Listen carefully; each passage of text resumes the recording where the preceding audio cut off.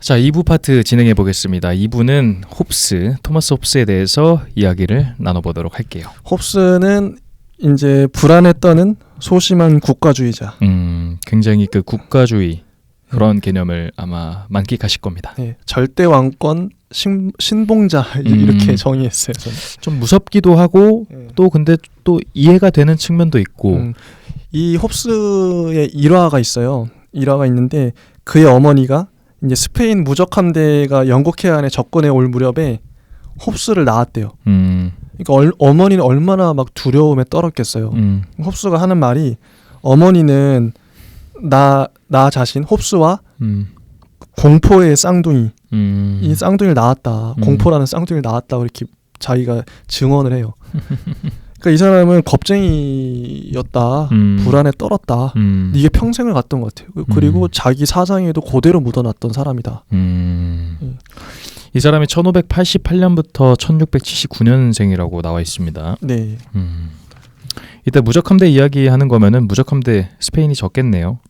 영국한테. 아, 그래요? 영국이 이때 엘리자베스 여왕 때인 걸로 기억하는데 이때 스페인이 아마 졌던 걸로 기억합니다. 이름도 무적함대잖아요. 얼마나 셌으면 무적함대겠어요. 근데 그 무적함대가 영국한테 집니다. 아, 나중에 역사 공부할 때 재밌겠네요. 네, 여기 재밌어요. 여기서 영국의 패권, 여기서 그 유럽의 그 패권들을 영국이 엄청 많이 가져가죠. 아, 영국이 해가 지지 않는 나라가 영국이죠. 네, 여기서 이제 좀 시작이 되죠. 아, 그렇구나. 그래서 굉장히 그 영국에 되게 많은 그 과도기였을 것 같아요. 이쯤이. 그런 측면에서 보면 또 이해가 되기도 하네요. 영국이 그때 당시 지금으로 따지면 미국 같은 그쵸. 사실 나라네요. 이때 이후로 이제 한 200~300년 뒤에가 200년 정도 뒤에가 이제 영국의 전성기인데 사실은 미국과 비교할 수가 없을 정도로 강했죠. 아, 엄청난 그 전 영토의 4분의 1을 가졌었으니까 식민지로. 세계 영토의 4분의 1. 징기스칸 땅보다 클 겁니다, 아마. 엄청난 제국이네요, 제국. 네, 정말 제국이었죠. 와. 그래서 아직도 그 영국 보수파들의 그 극우적인 마인드가 있잖아요. 뭐 한편으로 이해도 됩니다. 자기 옛날을 생각하면서 그렇죠. 자기 나라에 그러겠네요. 이 사람은 그래서 홉스는 가정 교사로서 봉사를 하기도 했고, 그 다음에 베이컨이 죽기 전 5년 동안 시간을 같이 보내면서 베이컨이 부르는 걸 받아 쓰기도 하고, 그 베이컨의 수필집을 라틴어로 옮기기도 했대요. 당연히 베이컨의 영향을 받았을 것 같아요. 맞아요. 아, 그래서 이 사람도 경험론이 됐구나. 아까 우리 질문 던졌잖아요. 왜 영국은 하필 경험론이 이렇게 발달했을까? 좀 이해가 되네요. 맞아요. 연결성이 있을 것 같아요. 네, 베이컨한테 배웠고 홉스가. 그리고 데카르트의 성찰론에 대한 이론집을 위한 한 편의 글을 썼대요. 그래서 홉스는 데카르트하고도 연결점이 있구나. 연결점이 있구나. 그리고 그리스 고전. 이거 정말 인상 깊었어요. 저도 최초로 출판한 게 투키디데스의 번역. 이 투키디데스가 제가 알기로는 사람 이름이죠, 이거. 네, 이게 역사가인데 아마 제 기억으로는 이게 그 펠로폰네소스 전쟁일 거예요. 되게 유명한데요. 엄청나죠. 그게 전이 이제 그 페르시아 전쟁이 헤로도토스였었던 걸로 알고 있고 그 다음에 투키디데스가 이제 그 펠로폰네소스 스파르타와 아테네 전쟁을 썼었는데 그거를 번역했다. 와, 대단하죠. 그리고 말년에 오디세이와 일리아드도 번역했대요. 아무튼 그리스에 관심이 많았네요. 그러니까 이 사람이 번역함으로 인해서 일반인들도 읽어볼 수 있게 된 것 같아요. 그리스의 철학이나 문화가 많이 퍼졌던 것 같고. 맞습니다. 네, 좋은 역할을 했네요. 그리고 수학자들과 논쟁을 벌였대요. 그리고 책도 참 많이 썼네요. 예, 그 수요가 매우 많다. 철학 저술에. 공민론, 예, 인성론, 리바이어던, 국가론, 자유와 필연에 관하여, 인간론, 물체론, 비에모드 엄청 많이 썼어요. 봐봐요, 아까 그 베이컨하고 글 다르잖아요. 제목 자체가. 그러네. 철학자의 글이네요. 숲 거닐다 이런 게 아니고 철학자의 글이. 모모론. 네, 모모에 대하여. 또 재밌는 게 그 자기를 변호하기 위해 책을 썼는데 제목이 그래요. 충성과 종교와 명성 그리고 행실로 본 홉스 씨. 자기가 자기 이름을 이렇게 맘즈 버리의 토머스 홉스의 운문으로 표현된 일생기. 이 사람은 좀 뭐랄까 자아가 강했다. 재밌어요. 그랬던 것 같아요.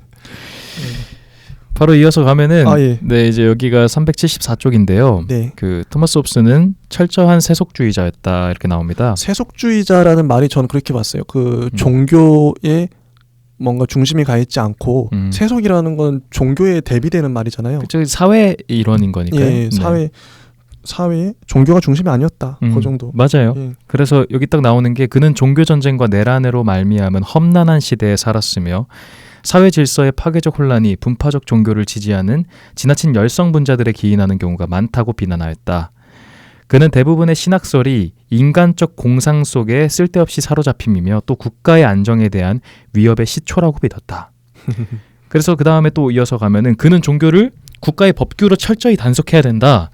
신학에 기인한 폐단의 뿌리를 아주 뽑자고 재현하였다. 이 사람 좀 극단적인데. 극단적이네요. 그러니까 사회가 이렇게 불안한 한 원인 중에 하나가 종교가 있다. 종교. 근데 아이러니하게도 세계 최초의 원인이 있음은 인정하지 않을 수 없었다. 그런 근거에서 신의 존재는 인정은 했다. 네. 신은 인정했던 거죠. 네. 뭐 이해되기도 합니다. 네. 그래서 이제 홉스는 주장을 하는 게 뭐 교육, 과학, 철학, 문학에 대해서도 주저앉고 그거를 이제 국가의 권위, 절대 권위 밑에 종속시켜야 된다. 국법만 요구하면은 국가가 요구만 한다면 뭐든 종교의 교리와 실천에 관한 모든 위험한 논쟁을 종결시켜야 된다고 믿었던 거예요. 이 사람 근데 이 사람의 키워드는 거야. 일단 불안한 거야. 불안한데 그 불안한 것들을 사회 혼란을 막아야 되는 거야. 이 사람은 이제 이 사람의 그 소명이자 그렇죠. 핵심 관심은 사회를 불안하게 하지 않으려면 국가가 절대 권위가 있어야 되는 거죠. 그렇죠. 그 밑에 모든 것들을 복종시켜야 돼요. 맞아요. 왕 밑에 모두가 복종해야 되는 거예요. 그래야 평화가 찾아온다. 이런 논리예요. 맞아요. 근데 좀 되게 위험하죠. 지금으로 보면 이게 뭐 독재도 아니고 뭐야 이렇게. 근데 참 이게 이때 당시 이 사람의 생각으로는 또 그럴 수도 있겠다 싶기도 해요. 그 플라톤 때부터도 강한 국가를 좀 외쳤던 것 같아서 플라톤도 그렇죠. 네, 그런 거를 좀 더 발전시킨 느낌이긴 해요. 사회가 그때는 얼마나 불안했겠어요. 야만적이고 맞아요. 살인도 일어나고. 그래서 홉스와 로크가 좀 이따 나오는 인물이지만 되게 대비되는 측면이 있는데 홉스는 굉장히 강인한 측면, 굉장히 극단적인 측면으로 제시하는 게 많으니까 맞아요. 그 부분을 좀 봐보시면 좋을 것 같아요. 저는 어떻게 생각했냐면 이거야말로 홉스야말로 보수의 논리다. 아, 그렇죠. 보수는 뭐냐면 자기 걸 지키는 거예요. 맞아요. 자기 걸 잃으면 불안한. 이게 딱 홉스의 심정이에요. 지금 불안한 거예요 지금. 맞아요. 그 홉스를 들으시면은 우리나라에서 흔히 말하는 보수라는 진영의 논리가 맞아요. 일부분 담겨 있기 때문에 아마 더 이해되실 거예요. 이거 맥락 한번 잠 들어보세요. 홉스가 뭐라고 말했냐면 사회의 혼란이 교육과 과학과 예술을 해치는 가장 큰 재난이라고 국가 권위에 의한 통제보다도 훨씬 더 큰 재난이라고 판단하였다. 그러므로 문명 및 문명을 귀중한 측면으로서의 문화를 위한 전제 조건으로서 사회의 질서는 어떠한 희생을 바쳐서라도 유지하지 않으면 안 된다. 그 정권이 예술과 학문을 유해무익한 통제로서 억제하는 군주 국가에 있어서보다도 무정부와 전쟁의 상태에 있어서 우리는 오히려 한층 더 불행할 것이다. 그러니까 독재, 군주제가 무정부주의랑 그리고 그것을 그냥 나태하게 만드는 것보다 낫다라는 거죠. 맞아요. 국가가 강인해야 된다. 그래서 거기서 여기서 또 첨부하는 말로 국민들이 다 이것에 대해서 못마땅할 거라고 여길 수도 있다. 그런데 만약 걔네가 현명하면 그것의 반항과 그것에 대한 폭동도 그거에 못지않게 나쁘다고 알 거다라고 하면서 이제 전 여기가 이제 홉스의 정체성이라고 봐요. 예. 확립된 정권에 복종하는 것은 사회의 평화와 질서를 위한 필요 조건. 그리고 평화와 질서는 그 밖의 모든 개인적, 사회적 선을 위한 필요 조건이다. 그러니까 이거를 가장 중요한 필요 조건으로 봤다. 우선순위인 거예요. 맞아요. 네. 홉스 완벽한 국가주의자. 아, 네. 근데 지금 현대 시대에서도 이거와 비슷한 논점들이 조금씩 야기시켜지고 있는 것 같아요. 지금 21세기에. 그래서 한번 들어보면 좋을 것 같습니다. 맞아요. 그래서 홉스의 견해에는 두 가지 주제가 얼버무려져 있대요.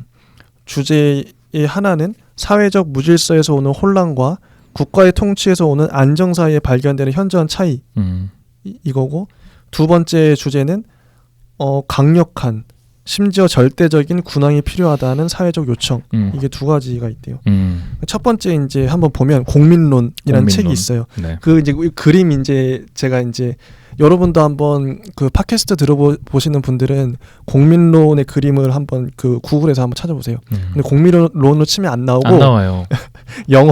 영어가 아니 라틴어 같은데 공민론이 그 원어 제목이 대시브인데 DECIV D 띄고 CIV 치면은 공민론 그림이 나와요. 그거에 대한 설명이 나오는데 이게 재밌어요. 간단히 말하면 왼쪽에 이게 여인이 두 명 있는데 왼쪽에는 임페리움이라는 군주 통치를 상징하는 여인이 있어요. 서 있고 오른쪽에는 리베르타스라 그래가지고 무정부 상태를 상징하는 여인이 있어요.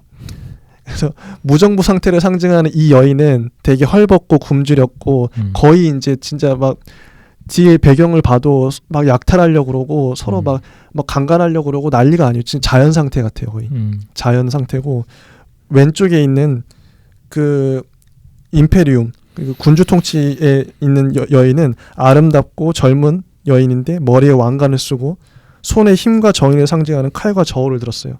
뒤에는 이제 되게 먹고 살기 좋게끔 들판도 벌어져 있고 여행도 자유롭게 다니고 이런 이제 상황이 있는 거예요. 두 개의 상태를 딱 보면서 그럼 어디가 낫냐? 당연히 군주 통치가 낫다. 이런 식으로 그림으로 표현한 거예요. 이거 진짜 굉장히 위험한 사고 방식이 될 수 있어요. 그쵸. 이게 그 원주민들 침략했었던 정당성이에요. 딱 그러네요. 원주민 생각나네요. 오른쪽 보니까. 너네 이거보다 이게 더 행복하지 않겠냐라고 했었던 그 사고방식이 똑같은 것 같아요. 진짜 원주민이네요. 오른쪽이. 네, 딱 원주민같이 생겼고요. 위험하네. 맞네. 그래서 홉스가 말하는 자연의 상태는 무정부 상태래요. 과거와 현재, 미래 어느 곳에서나 발견할 수 있는 무정부 상태이다. 맞아요. 이게 이제 홉스가 얘기하는 그 세 가지가 있어요. 자연의 상태, 자연의 권리, 자연의 법칙. 이걸 좀 분간해서 봐야 되는데 네. 자연의 상태 얘기를 지금 하는 거예요. 네. 자연의 상태는 자연 상태는 말 그대로 그냥 아무것도 개입하지 않는 거기 때문에 이게 무정부 상태인 거예요. 무정부 정부가 없다. 네. 이거는 언제나 악이래요. 언제나 악이고, 왜냐면 그 안에는 자연의 상태에는 뭐가 없냐면 두 가지가 없는 거예요. 확고한 법률로 다스리는 정부의 권위, 이 권위와 정부가 없고, 그다음에 인간의 이성이 없다. 이성이 없어요. 그게 바로 자연의 상태. 그러니까 법이 침묵을 지키면 이성도 침묵을 지킨다. 홉스가 이렇게 주장을 해요. 네. 그래서 법과 이성을 대신하여 공포와 증오와 탐욕과 색욕의 정념이 한정없이 인생을 휘두른다. 이러한 것이 자연의 상태다. 자연의 상태는 전쟁 상태다. 그렇죠. 이 사람의 논구라면. 그리고 하나 인상 깊은 게 이 사람은 그 과거, 현재, 미래 아까 이야기했지만 인간 생활 속에 뿌리박은 불변하는 인자라고 봐야 된다. 이 자연 상태가. 그렇죠. 그래서 이거는 그 현대에도 끌었을 수가 있는 게 이 자연 상태는 때로는 매우 깊숙이 은폐되어 있는데 이게 어느 순간 뛰쳐나올 수가 있다. 사회가 혼란스러울 때. 맞아요. 근데 지금의 논지가 비슷해요. 그 흔히 극우적인 마인드를 가진 사람들 입장에서 봤을 때. 맞네요. 딱 보수의 마인드. 보수 마인드. 그러니까 지금 모든 전 세계적으로 이념 전쟁이 일어나고 있잖아요. 그러니까 굉장히 극진보적인 사람들은 이제 이 사람이 홉스가 바라보기에는 무정부주의로 가자는 건가 이런 생각을 하게 만들고. 아니 보수가 항상 그 진보를 보면서 빨갱이라고 너네들은 결국 북한 내자는 거냐 공산주의 하자는 거냐 이런 식으로 이제 비난하거든요. 그렇죠. 딱 그 논리네요. 그렇죠. 자연 상태가. 그러니까 너네 이 정부와 이 문명사와 이 세속을 그럼 너네는 등한시하려고 하는 거냐. 이렇게 극단적으로 이 논쟁이 일어나잖아요. 맞아요. 근데 이 사람의 논지가 그게 중요한 지점인 것 같아요. 무정부 상태, 자연 상태는 인자적인 측면이어서 인간의 생활 속에 항상 뿌리 깊어 있다. 언제 튀어나올지 모른다. 맞아요. 굉장히 국가주의적인. 진짜 이거 완전 보수의 논리인데요. 홉스는. 그리고 꼭 보수가 나쁘다는 건 아닙니다. 네, 근데 그 측면을 분명히 대변하고 있는 건 있어요. 제가 말하는 건 극우 보수. 극우죠. 뭐든지 뭐 극적으로 봤을 때는 단점이 도드라지니까. 극단적으로 너무 이렇게 치우친 분들을 말하는 거고요. 네. 378쪽에 중간에 이제 그 인용문 한번 읽어주세요. 이게 자연 상태를 표현한 건데 진짜 절묘해요.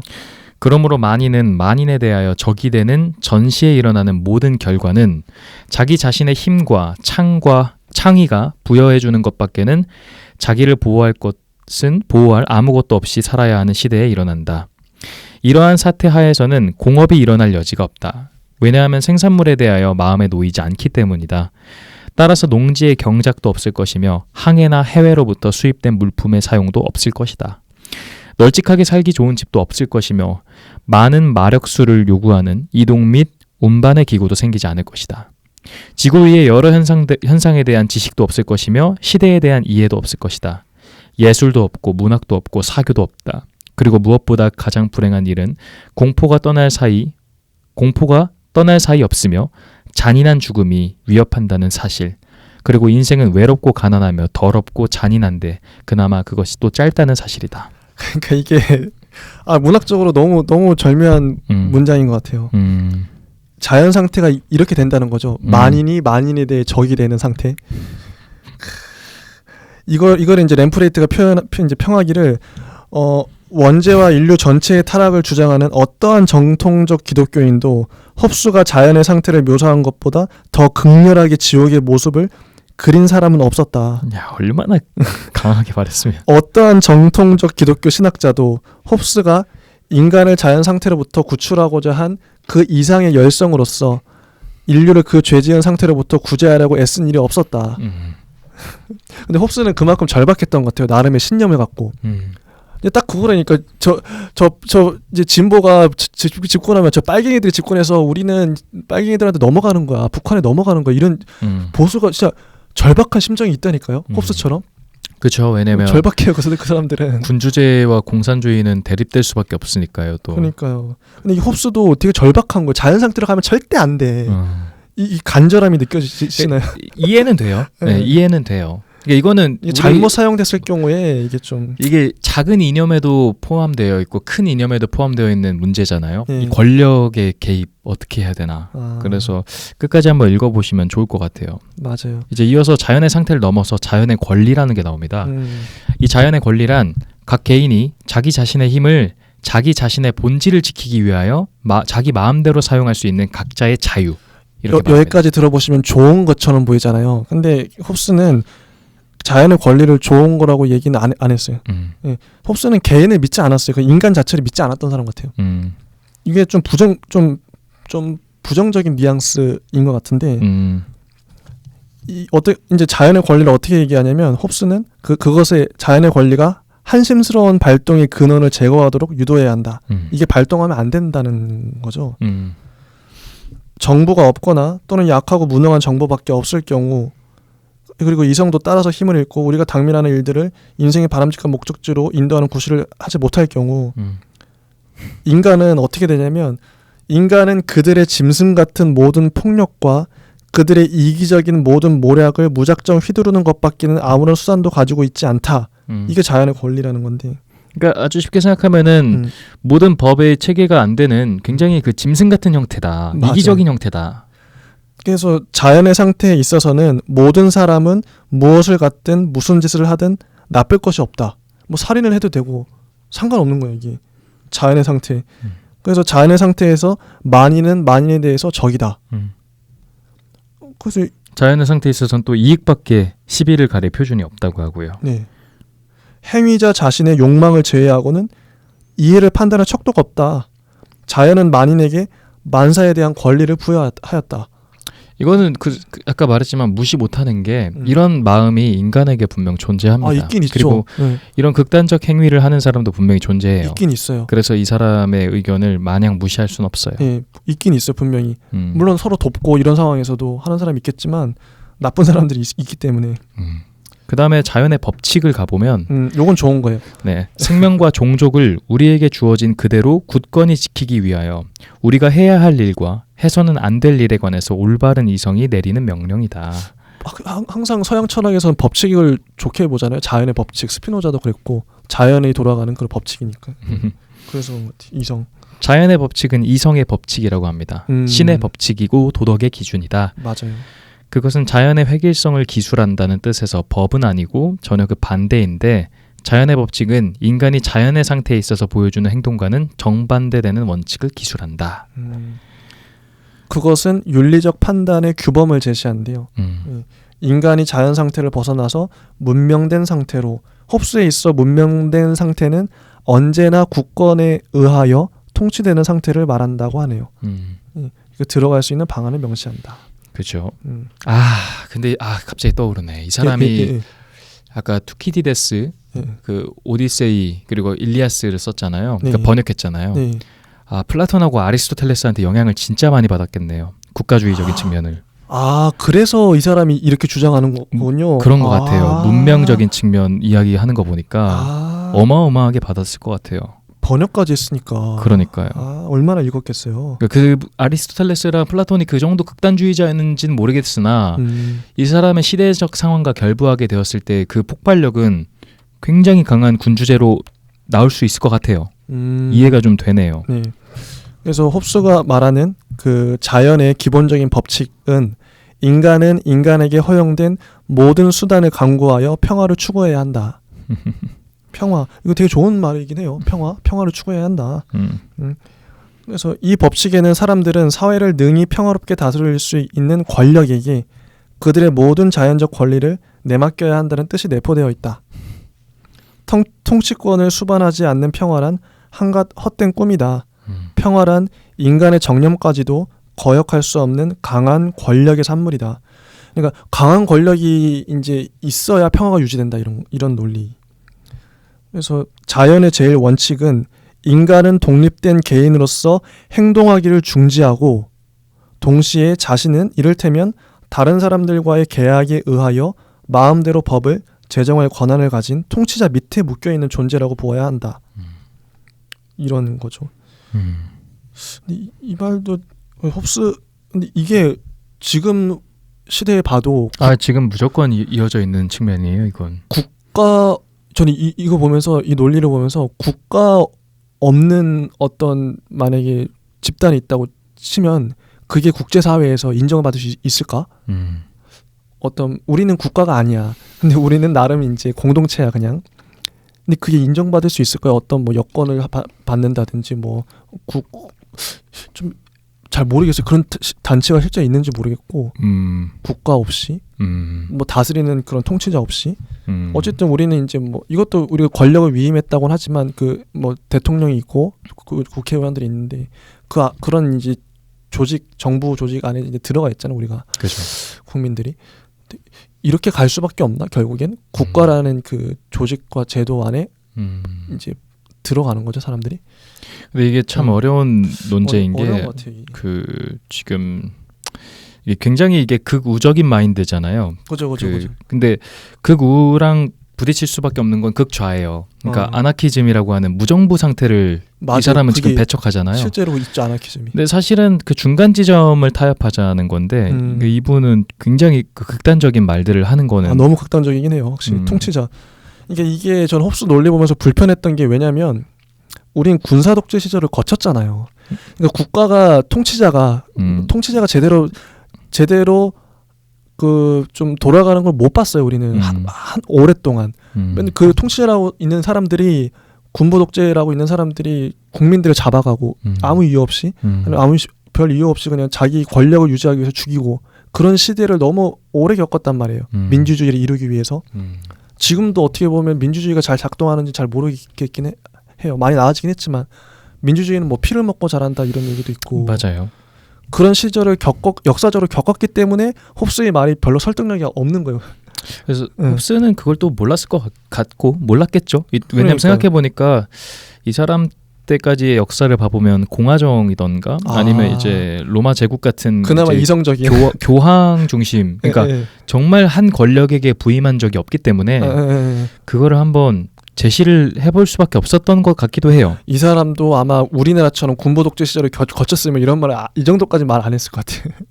그렇죠. 근데 또 그런 사람도 또 있으니까 또 좀 참 어려운 것 같아요. 아무튼 또 이어서 가보면 자연의 다른 법칙들이 사람에게 요구하는 것은 약속을 이행할 것, 그리고 남에게 신세를 지거든 감사의 뜻을 표명할 그러니까 것. 이게 한마디로 표현하면 아래 나오는데 우리는 남이 우리에게 원하지 않는 바를 남에게 해서는 안 된다. 이런 식으로 정리해버려 하나의 원칙으로. 맞아요. 이거 뭐 도덕적으로 그냥 이렇게 우리가 도덕적으로 생각하는 거 맞아요. 살아야 된다. 요 정도 얘기예요. 그런데 홉스의 판단은 자연의 상태에 있어서 대부분의 경우 이 자연의 법칙을 안심하고 지킬 수가 없다. 자연의 상태에 있어서 우리는 자연의 법칙을 지킬 의무를 지지 않기 때문이다. 맞아요. 그래서 홉스는 강조하는 게 여러 사람들의 협조에 의존해야 한다. 두 사람 이상. 근데 양심안을 항상 지켜야 할. 그러니까 이게 정리하면은 자연의 법칙을 니들이 지키긴 지켜야 되는데 자연 상태에서 인간들이 있을 경우에 자연의 법칙을 지켜야 되냐? 아까 뭐 약속을 이행하고 근데 나 혼자 약속을 이행하면 뭔 소용이냐 이런 얘기를 하는 거예요. 다른 사람들은 다 지금 뭐 권력으로 죽이려고 그러는데 아까 그렇죠. 만인은 만인에게 적이라 그랬잖아요. 막 그런 상태에서도 근데 그 자연의 법칙은 존중은 해야 되겠지만 네가 네 목숨은 구해야 되지 않냐. 뭐 요런 얘기. 통치권이가 어쨌든 통치권이 중요하다. 그래서 자연의 법칙 요런 통솔력이 중요하다. 이런 얘기를 해요. 그렇죠. 통치권을 그래서 정부에 대해서 자연 상태를 막기 위해서라도 절대적 통치권을 부여해야 된다. 그렇죠. 그 자연 상태, 그 무정부 상태에서는 이성이라는 거는 사치라는 거죠. 맞아요. 그래서 리바이어던이 나와요. 리바이어던이라는 책을 또 썼는데 거기도 그림이 나오죠. 그죠. 이 사람이 중앙에 한 거대한 이제 인물이 서 있어요. 리바이어던 이 사람이 서 있는데 자세히 보면 쇠갑옷을 입은 것 같은데 사람들의 머리와 그 어깨들로 그러니까 수많은 사람들로 그 사람이 이루어진 거예요. 이 사람은 왕인 거죠, 왕. 손에는 칼을 들고 있고 또 이제 십자장을 들고 있는데 두 개의 의미가 이제 이 군주는 속세의 권력도 갖고 있고 종교에 관해서도 정권을 장악하고 있다. 그래서 우리는 그 국민들은 이 사람한테 절대 복종을 해야 된다. 이런 논리인 거예요. 공공의 민. 네, 절대 권한이 갖춰져 있기 때문에 절대 복종해야 된다. 이런 논리를 우리 계약에 의해서. 근데 이게 보면은 홉스가 지적한 국민사회 이제 넘어가기 전에 리바이어던이라는 뜻이 욥기 성경 욥기에서 나왔대요. 리바이 그와 겨눌 만한 힘을 가진 자 땅 위에 없느니라 이런 식으로. 근데 군주를 이런 식으로 묘사한 거죠. 가장 강한 힘을 가진 절대 권력. 그래야 평화가 어떻게 보면 힘에 의한 평화네요. 그렇죠. 동양에서는 이런 군주제가 만연했었었는데 우리도 조선시대도 군주제였고요. 따지면은 절대 권력 진짜 절대 왕권이네요. 홉스가 지적한 국민사회 즉 국가가 형성되면은 여러 가지 길이 있는데 이게 또 실제적으로 계약에 의해서 성립하는 경우는 매우 드물고 그보다는 외국으로부터의 정복이 아니면 같은 사회 안에서의 강한 사람 또는 강한 당파의 승리에 의하여 국가가 탄생하는 경우가 많다. 그렇죠. 이건 부정할 수 없습니다. 예, 실제로 이랬던 것 같아요. 과거부터. 그러나 우리는 그것이 어떻게 해서 권력을 잡게 되었느냐에 따라서가 아니라 그 권력의 행사가 사회에 어떠한 결과를 가져왔느냐에 따라서 정부를 판단해야 한다. 그러니까 그 사람이 어떻게 권력을 잡았다 상관이 없다 이런 거. 합법성의 원리를 옹호하는 것은 관심사가 아니었다. 예. 이것도 역시나 지금 현재 정치 대립이죠. 그러니까 그 극우적인 마인드로 봤을 때는 결과가 비난하려는 건 아닙니다. 그러니까 결과가 중요하다. 과정은 중요하지 않다. 군부 독재도 그 사람들이 뭐 쿠데타를 일으켜서 정치를 잡은 게 중요한 게 아니라 그 사람들이 잘만 다스리면 되지 않냐 이런 논리예요. 뭐 예를 들어 지금 현재 필리핀의 뭐 두테르테 잘은 모르겠지만 그런 것도 굉장히 지금 리바이어던 측면이에요. 그러니까 그 합법성 이런 거 필요 없고 그 국민을 위해서 굉장히 강한 독재가 필요하다. 근데 확실히 홉스가 지금 근대 넘어서면서 오늘날에는 별로 이게 좀 철학적으로 설득력이 떨어지네. 근데 저는 또 이런 사고 방식이 그 예전에 들었었는데 무시할 수가 없다. 그러니까 이게 또 언제 피어날지 모른다. 히틀러 시대의 종식이 그때 딱 이루어진 게 아니고 또 언제 될지 모르잖아요. 그렇죠. 언제든. 저는 이번에 코로나 이슈로 인해서 사람들의 보수주의의 열망이 되게 많이 끌어올랐다고 봐요. 요번에 또 정권 바뀔 것 같죠? 근데 그거는 뭐 함부로 예측할 수는 없지만 아무튼 뭐 미국 이슈만 봐도 트럼프가 이제 미국의 욕망을 대변한 거잖아요. 보수층이 지지해가지고 그렇죠. 백인들 특히. 그렇죠. 백인 우월인 거니까요. 네, 근데 다 미국인들한테도 좋은지도 모르겠어요. 솔직히 근데 세계인들이 봤을 때는 다 이게 좀 안 좋은 영향을 많이 끼치고 자국 중심주의로 가니까. 맞아요. 네, 이기적으로. 근데 그게 좀 전 세계적인 또 경향성이라고 하더라고요. 전 세계 이슈는 맞는 것 같습니다. 근데 이게 더불어 잘 먹고 잘 살아야 되는데 자꾸 이기적으로 다 가버리면 남는 건 전쟁밖에 없지 않나? 그래서 좀 무서워요. 네, 진짜 무서워요. 네.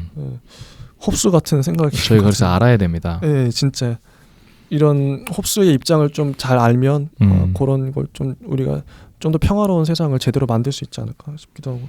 홉스는 어떤 정부든지 일단 그것이 확고하게 수립이 된 후에 그 정부가 자연의 상태를 먼저 종식시키고 또 스스로 선택한 유형의 사회 질서를 무조건 강행하는 그 공로를 말미암아 존중되어야 한다. 질서만 잡히면 된다. 질서만 잡히면 된다. 사실상의 정부가 결과에 있어서 합법적 정부보다도 낫다. 뭐 이런 얘기도 하고요. 그리고 분할된 권위란 모순이다. 개념상 모순을 내포한다. 권위가 분할되면 안 된다는 거예요. 그렇죠. 뭐 상권 분립 이런 거는 말도 안 된다는 거죠. 무조건 왕한테 다 가야 돼 그냥. 절대 왕권. 그래야 평화가 유지돼. 그래도 이런 말을 해요. 통치자는 도덕의 원리인 자연의 법칙을 지켜야 할 도덕적 의무가 있다는 걸로 역설했다. 그런데 한결같이 주장한 근본적 견해는 결함이 있는 정부가 자연의 상태보단 나아. 자연 상태보단 낫겠죠. 이거보단 나아. 낫긴 할 것 같아요. 그래서 신을 제외하고는 아무도 군주의 시비를 가릴 권한이 없다. 뭐 이럽니다. 예, 그런 얘기하고 세 가지 이제 정치 형태가 있는데 군주 정치, 과도 정치, 민주 정치 있는데 그 중에서 군주 정치가 최고다. 그죠. 예, 뭐 그렇게. 근데 그 논리가 그 통치권을 여러 사람 또는 전 국민이 골고루 나누어 가질 경우보다 단 한 사람이 그걸 가지고 있는 게 그 국민의 이익과 상반되는 이익을 추구하게 하는 그 욕심. 그게 가장 신속하게 그리고 가장 경제적으로 충족될 수 있다. 이것도 재밌는 말인데 한 사람이 욕망을 채우는 게 전 국민의 욕망을 채우는 것보다 낫다 이런 거예요. 차라리. 그렇죠. 그게 더 괜찮다. 이거는 왕이 그럼 어떻게 욕망을 채우든 자기 이익을 채우든 상관없다 이런 거잖아요. 뭐 그래서 입법과 사법의 기능도 군주의 의지에 달려 있다. 군주를 되게 군주 이런 나라에 살면 군주는 되게 좋을 것 같아요. 신이 되는 거니까. 맞아요. 그리고 어떠한 법률이 좋은 법률인가는 군주 자신이 조금의 제약도 받음이 없이 단독으로 판정한대요. 국법도 자기가 정하는 거예요. 그냥 군주는 본래 추상적인 자연 법칙에 구체적인 의미를 부여한대요. 자기가 막 부여하는. 굉장히 그 동양 군주제랑 비슷하긴 하네요. 그러네요. 뭐 예를 들어 진시황이던가 뭐 있잖아요. 우리도 맞아. 연산군이던가. 예, 왕은 좋아했을 것 같아요. 이런 홉스의 이론을. 이렇게 하고 그다음에 이 정도 하고 이제 홉스의 정치에 관한 얘기는 요 정도고. 네. 그 물체의 철학. 네. 이제 물체에 대해서 이 세 가지 간단해요. 맞아요. 그 뭐 자연, 인간, 국가를 물체로 본 거예요. 인간은 특수한 종류의 물체다. 국가는 그러면 인간이 모인 게 국가니까 그쵸. 특수한 종류의 물체가 질서 있게 조직된 게 국가다. 이게 그래서 물체의 성질과 운동의 법칙을 이해함이 철학 사명의 전부다. 이런 식으로 유물론적인 원리를 이제 폈대요. 기계론적으로. 기계론적으로. 예, 세계는 기계다. 뭐 이런 식으로. 기계론적 법칙에 의해서 돌아간다. 그래서 갈릴레이를 되게 좋아했나 봐요. 그 운동의 법칙을 철학의 기본 원리로 받아들였다. 이렇게 얘기하면서 정신적 실제가 있다는 상상을 분쇄하고자 했다. 정신적 실제 같은 거 그런 거 없어. 다 물체야 그냥. 진짜 말 진짜 세게 한다. 이 사람 근데 좀 극단적이죠 확실히. 근데 공감 가요? 그러니까 이 사람의 그냥 감정으로 투영하면은 이 사람 겁이 많고 막 소심하고 그러니까 왕을 무조건 세워서 평화를 이뤄야 되고 다 물체야 그냥. 다 막 이 사람이 살았을 때 사회가 혼란했다니까. 그죠. 저 사람들이 이성을 가지고 있을 리가 없어요. 다 물체야 그냥. 그랬을지도 몰라요. 맞아요. 또 이때 막 이게 붐이 일어났을 때니까. 네. 그러니까 어쨌든 우리는 항상 이런 사태가 지금도 이루어지고 있으니까 경계해야 됩니다. 정말 경계해야 돼요. 그래서 홉스는 유물론적 심리학의 발전을 위해 공헌한 것만은 사실이다. 그는 관념을 쇠약해진 감각이라고 말했대요. 관념이 그냥 감각의 잔상이라고 얘기하고 추리작용을 기계론적 과정이다. 뭐 이런 식으로 얘기를 했다고 합니다. 맞습니다. 그 다음에 이제 요거 말하고 끝내면 될 것 같은데 홉스와 호비즘. 홉스와 호비즘은 다른 거예요.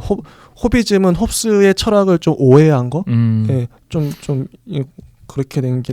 근데 여기서 그 램프레이트가 써놓은 설명구가 전 굉장히 좋았던 게 한번 읽어주세요. 그 가장 위대한 사상가의 철학을 세기에서 세기로 전달하는 전통설의 경우에 있어서도 그 전달된 학설이 사상가 본인의 생각에 완전히 충실할 경우는 비록 있다 하더라도 매우 드물다. 그래서 그 예시가 플라톤도 그랬잖아요. 신플라톤으로 가면서 각색이 됐고. 맞아요. 근데 이거 정말 공감해요. 원래 플라톤이 말하려고 했던 본이랑 좀 어긋나기도 하고 달라지기도 하고. 그렇죠. 그래서 홉스의 호비즘도 마찬가지로 홉스가 주창했던 것과 좀 다르게 좀 다르게 변혁이 됐다. 그러니까 이런 게 좀 있는 것 같아요. 그럴 수밖에 없고 지금도 그렇잖아요. 원래 그 사람이 말하는 의도와 다르게 뭐 소설가의 글도 그렇고 철학자의 말도 그렇고 막 왜곡되고 막 그렇죠. 일부러 왜곡하기도 하고. 17세기가 끝나기 전에 홉스에게 가해진 공격의 수요는 50이 넘었고 50번을 넘게 공격받았는데 그를 옹호하는 인쇄물은 2가지밖에 없었다. 이 사람 얼마나 고통스러웠겠어. 안 그래도 겁이 많은데. 비율 봐요. 25대 1이에요. 그러니까 안 그래도 겁 많은 사람이 공격을 받았으니 얼마나 삶이 서글펐겠어요. 그러니까 모든 성직자들의 격분을 샀대요. 진짜 적이 많았어요. 이렇게 강하게 얘기하니까 적이 많았죠. 민주주의파에도 그 욕을 먹었고. 그래서 호비즘을 2가지 이제 예를 들어요. 근데 호비즘이 뭐 홉스의 사상을 졸렬하게 모방한 것이다 이렇게 하면서 나오는데 램프레이트 너무 재밌는 것 같아요. 이 사람도 말 강하게 이 사람 말 진짜 재밌어요. 자기 주관이 뚜렷하잖아요. 재밌어요. 진짜 나중에 읽어보세요. 뚜렷해 자기 주관이. 그래서 첫 번째 말하는 게 그거 인간은 이건 호비즘 얘기예요. 호비즘. 굉장히 성악설 같습니다. 네, 인간은 그 본성이 철저히 약한 것으로서 양심도 없고 참된 개심의 가망성도 없다. 그러니까 마음이 고쳐질 가능성도 없다. 인간은 때로 갸륵한 동기를 가진 것처럼 가장하기도 한다. 그러나 이러한 가면은 오직 그의 악을 하나 더 늘게 할 뿐이다. 인간은 행위의 올바른 원리를 알고 있다고 자칭한다. 그러나 실은 그 원리를 무시하고 경멸하는 것이다. 인간은 남에 대한 동정심을 갖지도 않고 주위의 모든 사람들에 대하여 그저 잔인하고 무자비할 뿐이다. 진짜 근데 죄송스럽지만 정말 극우적인 마인드인 것 같아요. 정말 느껴져요. 느껴지죠 이게. 진짜 논리가 같아요. 이런 논리. 모든 사람은 이래 이런 거잖아요. 진짜 너무 소름 돋는다. 한국인은 이래. 근데 진짜 어디서 많이 듣던 얘긴데 한국인은 저지 막 그러면서 막 비판하고 막 그런 사람 있잖아요. 비난하고. 그러니까요. 딱 이 논리인데. 그러니까 여기서 중요한 거는 애국심이에요. 그러니까 만약에 그러니까 극우주의자의 제일 중요한 거는 애국심이에요. 이해관계자가 되는 게 아니고 애국심이면 그거는 위인이 될 수 있어요. 이순신 장군 보십시오. 좋은 예시가 아닐 수도 있겠지만요. 그러니까 진짜 국가를 위해서 투철하게 하면은 그 극우적인 마인드가 굉장히 좋게 반영될 수 있어요. 근데 그게 아니고 가령 친일파처럼 국가 애국심이 아니고 그 힘의 권력에 의해서 이렇게 만약에 좌지우지되면은 좀 그렇죠. 그런 거. 2번째 이제 호비즘이 국가 사회는 얄팍하게 덮어 씌운 위선에 불과하다. 통치자도 백성들도 여전히 악인이기는 마찬가지다. 통치자는 공공의 선을 위하여 봉사한다는 가면 뒤에서 자기 자신의 정욕을 만족시킨다. 백성들은 형벌에 대한 공포로 말미암아 성문법을 준수하는 한에서 통치자에게 순종한다. 그러나 이 성문법을 감히 무시하기도 하는 한에서는 은밀히 통치자에게 반항한다. 덕인이 선인이 하는 관념 자체가 한갓 기만이다. 시와 비를 구별하는 객관적으로 타당한 기준은 없으며 오직 통치자의 우세한 권력에 근거를 둔 인위적 명령이 있을 뿐이다. 미치겠다. 통치자의 힘이 명령하는 것이면 무엇이든지 사실상 시라고 불리고 그 힘이 금지하는 것이면 무엇이든지 비라고 불린다.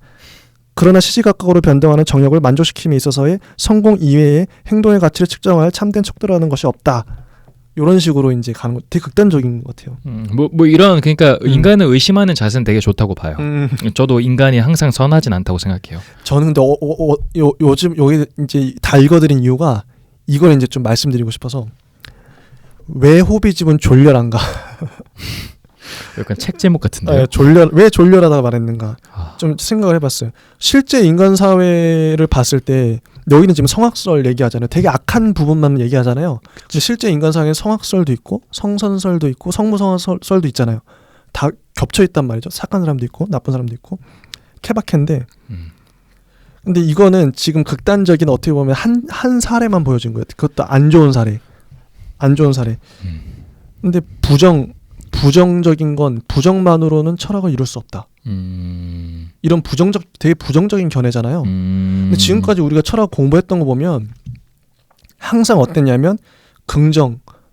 그러니까 부정은 철학이 될 수 없어요. 뭔가 긍정과 생성을 품고 있어야 철학이라고 불릴 수 있다. 항상 뭔가 높은 이상, 뭔가 선한 것, 위대한 것을 추구했잖아요. 지금까지 철학들은. 그렇죠.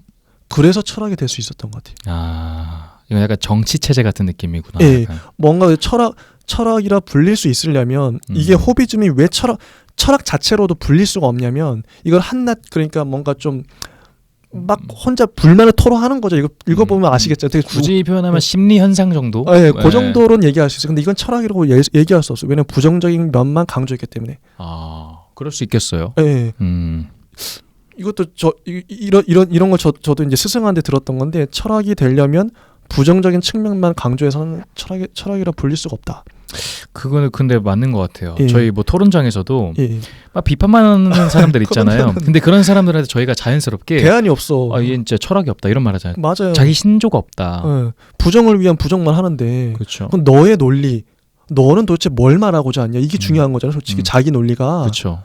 근데 토론장에서 가도 예전에 뭐 대선 토론 같은 데 보면은 항상 남을 그냥 비난하기 할 목적으로 나온 사람 있잖아요. 남을 이제 구렁에 빠뜨리기 위해서 의도가 보이잖아요. 그럼 그 사람은 항상 그래서 사람들이 요즘에 이제 국민들도 그렇다면 당신의 정책은 뭐냐? 넌 도대체 뭘 말하고자 나온 거냐? 어떤 사람은 항상 동성애를 비난하고 그러니까 특정 그런 성향이나 부류를 비난한단 말이죠. 그럼 그 사람의 철학은 없는 거예요. 그냥 부정만 하는데 뭐가 있겠어요? 지금 이런 호비즘에 대한 거는 저는 개인적으로 예.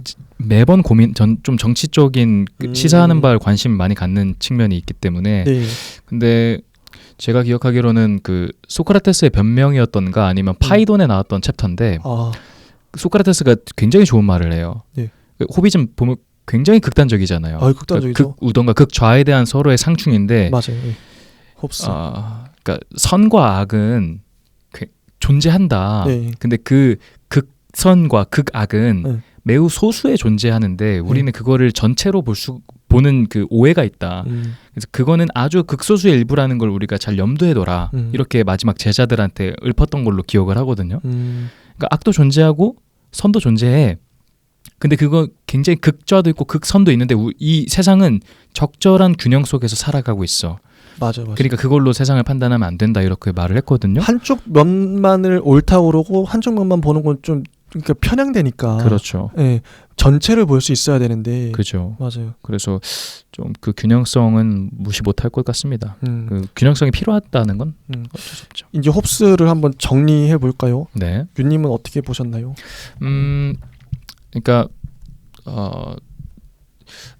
이렇게 정의하고 싶어요. 나쁘다고는 표현할 수는 없을 것 같은데 어느 정도 진실을 포함하고 있으니까. 그러니까 따가운 시선은 반가우나 그게 너무나 기계적인 그리고 아주 그냥 냉혈한 시선으로 갈 수가 있기 때문에 이 역시도 자기 객관화가 결여가 되어 있는 체제다. 이거는. 그럴 수 있겠다. 네, 정말 비판만 한 체제인 것 같아요. 자기 자신에 대한 비판, 그러니까 자기 자신에 대한 검증은 안 했잖아요. 이 군주제의 문제점들을 맞네요. 논증하기보다는 지적할 수도 있었는데 충분히. 그렇죠. 군주를 이렇게 높이면서 절대 왕권을 이제 옹호하면서도 근데 왕권의 조건이 이런 게 있어. 왕권이 이래야 돼. 이거 좀 좋은 것들을 얘기할 수 있는데 그걸 얘기를 안 했네요. 그죠. 그런 측면이 좀 컸던 것 같아서 그 군국주의, 국가주의, 전체주의 사실 이런 게 독재 이런 것들은 연결성이거든요. 그러니까 그 체제가 어떻게 변하냐에 따라서인데 근본을 제시한 사람이다. 그래서 그런 쪽 극우적인 정치 체제를 조금 이해하고 싶은 사람들 혹은 내지 좀 보수적인 마인드를 이해하고 싶은 사람들은 근본으로 삼기에는 홉스를 공부해도 괜찮겠다 싶어요. 맞아요. 저는 홉스 보면서 저도 보수의 마인드 이런 것들이 너무 잘 묻어나 있어서 보수의 조상이 아닌가. 그렇죠. 이분이 물론 우리가 흔히 말하는 보수라는 개념은 이 홉스 이후에 굉장히 많은 게 섞이죠. 뭐 애덤 스미스적인 측면도 있고 많이 섞이기 때문에 이 사람만이 보수다라고 할 수는 없지만, 아무튼 그 보수의 그 전체적인 윤곽선은 되게 많이 제시한 것 같아요. 맞습니다. 이 정도 하고 네. 이제 잠시 쉬었다가 자주 끊어서 철학자마다 끊어서 가는 것도 되게 괜찮은 것 같아요. 괜찮은 것 같아요. 네. 더 집중하시기 좋을 것 같아요. 네, 좋은 것 같습니다. 그럼 다음에 뉴턴하고 로크를 한 번에? 아니요, 뉴턴은 그냥 따로 하고요. 네, 뉴턴 따로 하고 로크 따로 이렇게. 네, 일단은 자주 쉬는 게 좋은 것 같아서. 좋습니다. 일단 쉬고 오겠습니다. 2부 시간 홉스 마무리하고 다음 3부 뉴턴 시간으로 찾아뵙도록 하겠습니다. 네.